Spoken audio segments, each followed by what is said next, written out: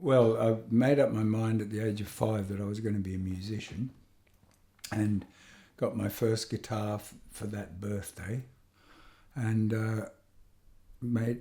I decided to. I was a self-taught blues guitarist originally, or folk guitarist, then blues guitarist, then jazz guitarist, and then my grandfather took me to a classical guitar concert, which was Andre Segovia in Sydney at the time, and it was an all Bach concert, and I fell in love with classical music. I fell in love with Bach, and knew from that moment that I had to study classical music. So, and one old English gentleman who I'd learnt this Bach prelude from by ear from a record because I couldn't read music at the time, and this bloke said, and I was playing at some friend's party, and a bloke said, one of those, I remember his name, he was Captain James Sigley, ex-RN, and he said, "Where did you learn to play like that, young man?" And I said, "I just taught myself, you know." And he said, "Right, you must get yourself to London and go to the Royal College of Music, not the Academy, the Royal College of Music. There's a young man there called John Williams teaching the guitar." And that became, it was John Williams and Julian Breen, the two greatest guitarists in the world, had set up the first classical guitar department in basically in conservatoires in the world. And that was the mecca for me and for thousands of other aspiring guitarists.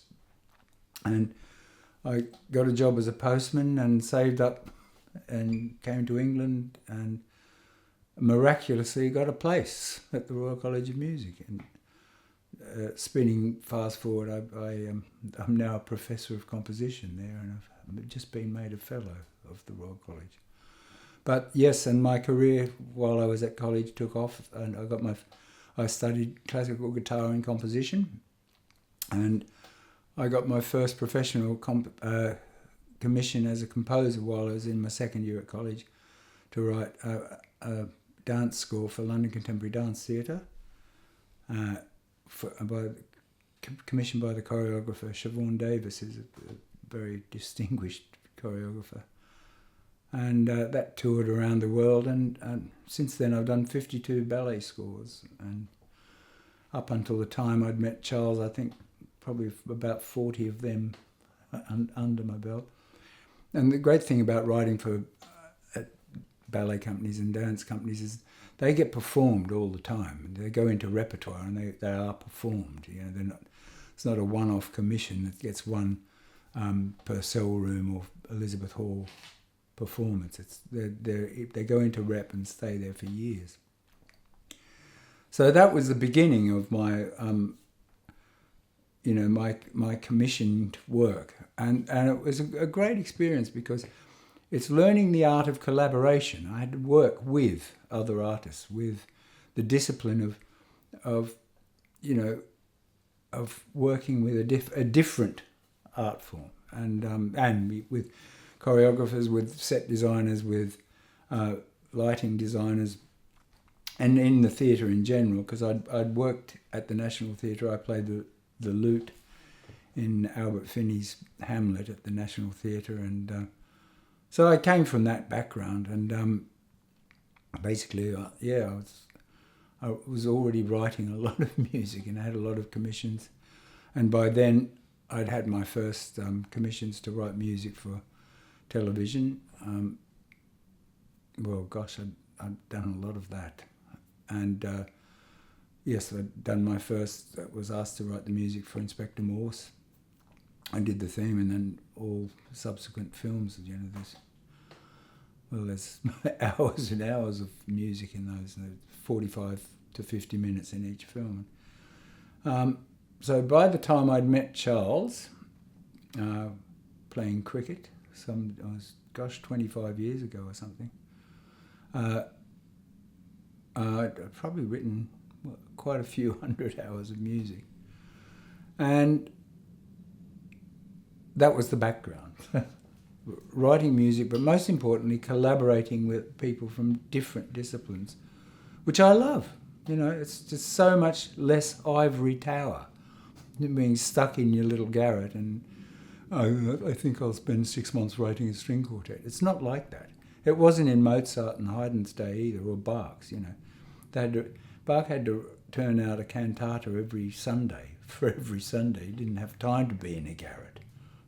He had to do it, and so did the others. You know, there are deadlines and they have to be met, and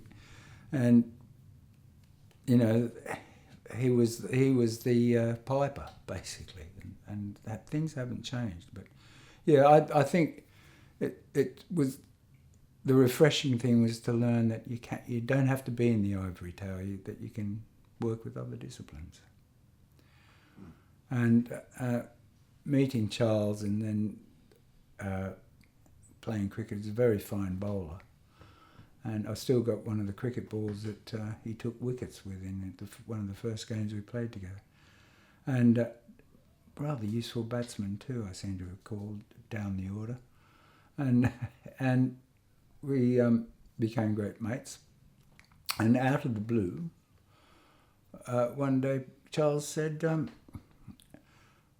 would you be interested at all in writing music for an interactive game? And actually, I believe I just instantly said I'd love to. And it was a very simple reason that I thought at the time that most music for all computer games and video games was pretty naff, and unnecessarily so. Why was it always done on, bad synthesizers, and why was it always saying nyeh, nyeh, nyeh? And it was sort of patronising for kids, for little kids, and some games, are very sophisticated, and particularly after speaking with Charles, the levels of sophistication we were talking about with Broken Sword 1, are way beyond that. They're grown-up games that kids can play too if they're clever enough. I have no hesitation in pointing out that, in my humble opinion, that if Mozart and Bach and Haydn and all my other heroes were alive today, they would not only be writing film music and television music, they would certainly be doing interactive games, and Mozart would be right out there in the forefront trying to do the most incredibly interesting, difficult bastards that he could find, I'm sure. I'm absolutely certain about that, because it is about music, and all art is only about communication, and the more people you can reach, that is the aim. So, being snobbish about it, or, yes, I can remember people saying, oh gosh, he's writing music for television. No, not really concert material. Well, the fact is, you write the best music you can for whomever you can. And as I say, there's very few people left in the band that only write concert music, classical music, that wouldn't give their right thingy to be actually able to write a film score, or for that matter, music for an interactive game. Full stop.